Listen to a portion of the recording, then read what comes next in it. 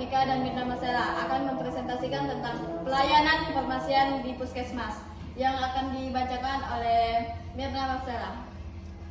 Pelayanan kefarmasian di Puskesmas. Pelayanan kefarmasian di Puskesmas merupakan satu kesatuan yang tidak terpisahkan dari pelaksanaan upaya kesehatan yang berperan penting dalam meningkatkan mutu pelayanan kesehatan bagi masyarakat. Pelayanan kefarmasian di Puskesmas harus mendukung 3 fungsi pokok Puskesmas, yaitu sebagai pusat penggerak pembangunan berwawasan kesehatan, pusat pemberdayaan masyarakat, dan pusat pelayanan kesehatan strata pertama yang meliputi pelayanan kesehatan perorangan dan pelayanan kesehatan masyarakat. Selanjutnya, tujuan perencanaan adalah untuk mendapatkan yang pertama, perkiraan jenis dan jumlah obat dan bahan medis habis pakai yang mendekati kebutuhan. Yang kedua, meningkatkan penggunaan obat secara rasional dan meningkatkan efisiensi penggunaan obat. Perencanaan kebutuhan obat dan bahan medis habis pakai di Puskesmas setiap periode dilaksanakan oleh ruang farmasi di Puskesmas. Proses seleksi obat dan bahan medis habis pakai dilakukan dengan mempertimbangkan pola penyakit, pola konsumsi obat periode sebelumnya, data mutasi obat, dan rencana pengembangan.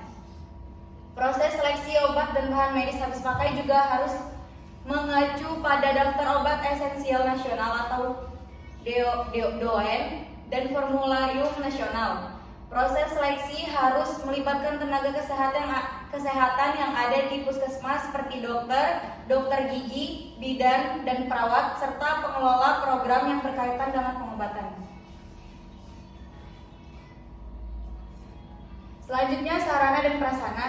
Sarana yang diperlukan untuk menunjang pelayanan kefarmasian di Puskesmas meliputi sarana yang memiliki fungsi yang pertama, ruang penerimaan resep. Ruang penerimaan resep meliputi tempat penerimaan resep, 1 set meja dan kursi, serta 1 set komputer. Jika kemungkinan, ruang penerimaan resep ditempatkan pada bagian paling depan dan mudah terlihat oleh pasien. Yang kedua, ruang pelayanan resep dan peracikan atau produksi sediaan secara terbatas.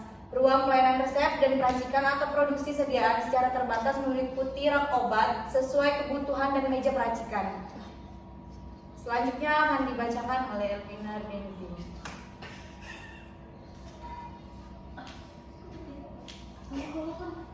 Ruang penyerahan obat, yaitu adalah meliputi konter penyerahan obat, buku catatan penyerahan dan pengeluaran obat. Ruang penyerahan obat dapat digabungkan dengan ruang penerimaan resep. 4. Ruang konseling. Ruang konseling meliputi 1 set meja dan kursi konseling, lemari buku referensi sesuai kebutuhan, leaflet, poster, alat bantu konseling, buku catatan konseling, formulir jadwal konsumsi obat atau lampiran, formulir catatan pengobatan pasien, lampiran, dan lemari arsip, filing kabinet, serta 1 set komputer jika memungkinkan. Khusus sampai habis deh. Ruang penyimpanan obat dan bahan medis habis pakai, yaitu harus memperhatikan kondisi sanitasi dan melakukan kelembapan ventilasi pemisahan untuk menjamin mutu produk dan keamanan petugas. Kemudian ruang arsip dibutuhkan untuk menyimpan dokumen yang berkaitan dengan pengelolaan obat dan bahan medis habis pakai dan pelayanan kefarmasian dalam jangka waktu tertentu. Kemudian ada pengendalian mutu pelayanan, yakni adalah pengendalian mutu pelayanan kefarmasian terintegrasi dengan program pengendalian mutu pelayanan kesehatan Puskesmas dan dilaksanakan secara kesinambungan kegiatan pengendalian mutu pelayanan kefarmasian meliputi perencanaan, yaitu menyusun rencana kerja, cara monitoring dan evaluasi untuk meningkatkan mutu sesuai standar. Kemudian ada pelaksanaan. Pertama, monitoring dan evaluasi pencapaian pelaksanaan rencana kerja atau membandingkan antara pencapaian dan rencana kerja. 2. Memberikan umpan balik terhadap hasil pencapaian, yaitu tindakan hasil monitoring dan evaluasi, yaitu melakukan perbaikan kualitas pelayanan sesuai standar.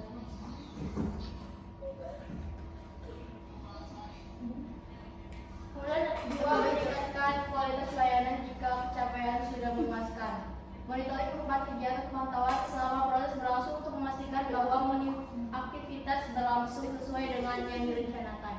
Contohnya monitoring pelayanan resep, monitoring penggunaan obat, monitoring kinerja tenaga farmasi untuk menilai hasil atau capaian pelaksanaan pelayanan farmasi yang dilakukan evaluasi.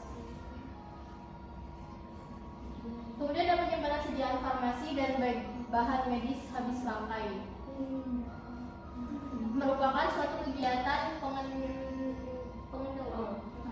pengendalian terhadap sediaan farmasi yang diterima agar aman atau tidak hilang, terhindar dari kerusakan maupun kimia yang mutunya tetap terjamin sesuai dengan persyaratan yang ditetapkan. Tujuannya agar mutu sediaan farmasi yang tersedia di puskesmas dapat dipertahankan sesuai dengan persyaratan yang ditetapkan.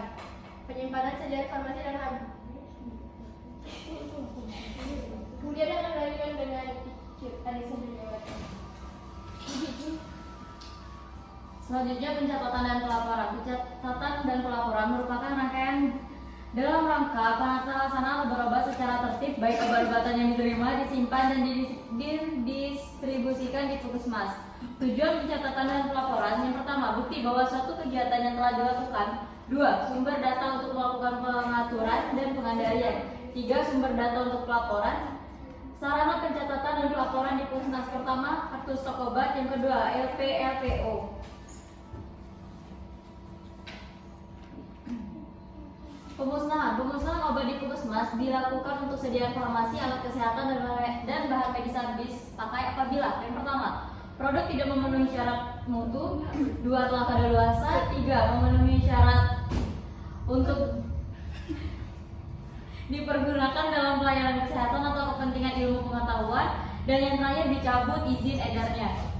Tahapan pemusnahan obat terdiri dari: 1. Membuat daftar sediaan farmasi, alat kesehatan, dan bahan medis habis pakai yang akan dimusnahkan; 2. Menyiapkan berita acara pemusnahan; dan yang terakhir, mengkoordinasikan jadwal, metode, dan tempat pemusnahan kepada pihak terkait.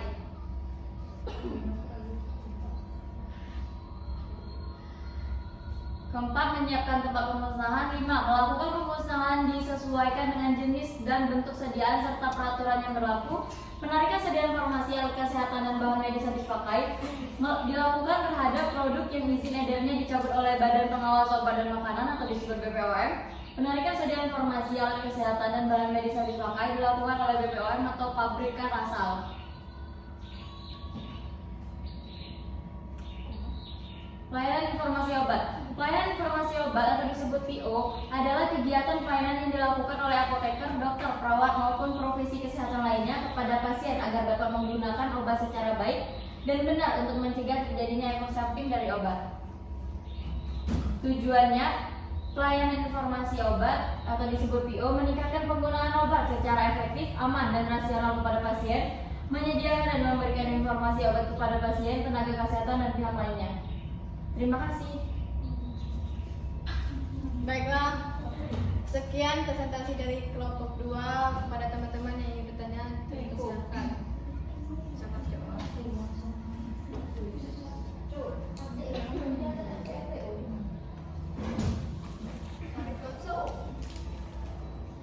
Ya Kak, silakan. Baiklah, saya di sini dari kelompok 1 ingin bertanya, tolong jelaskan mengenai LPLPO. Terima kasih.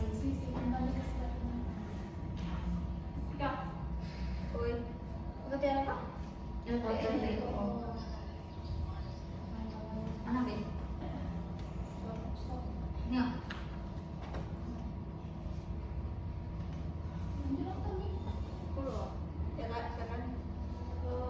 Izin bertanya, di slide pelayanan informasi obat, tolong jelaskan informasi apa saja yang harus diberikan kepada pasien dalam pelayanan informasi obat atau PIO. Ini punya apa nih? Senang ya. Kak, silakan. Izin bertanya, dalam penyimpanan sediaan farmasi dan BMHP dapat mempertimbangkan hal-hal atau syarat. Coba jelaskan syarat-syarat dalam penyimpanan sediaan farmasi dan BMHP tersebut.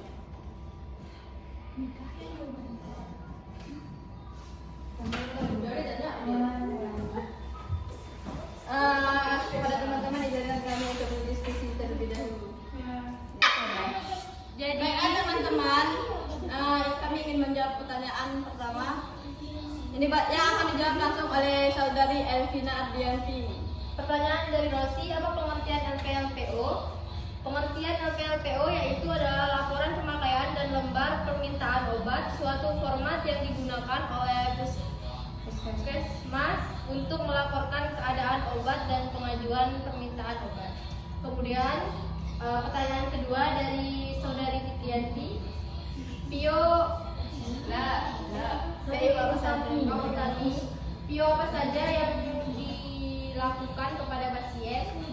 Yakni adalah Pio tentang penggunaan obat seperti indikasi, expired, efek samping, dan dosis. Kemudian pertanyaan ketiga dari Fitrianti, syarat-syarat penyimpanan, yakni adalah menjauhkan dari anak-anak, kemudian menyimpan obat dalam kemasan asli dalam wadah yang tertutup rapat, serta etiket yang lengkap. Kemudian menyimpan dan terhindar dari sinar matahari dan sesuai dengan yang tertera di kemasan. Sekian dari presentasi kami. Sekian presentasi dari kelompok 2. Jika ada kesalahan kami minta maaf. Assalamualaikum warahmatullahi wabarakatuh.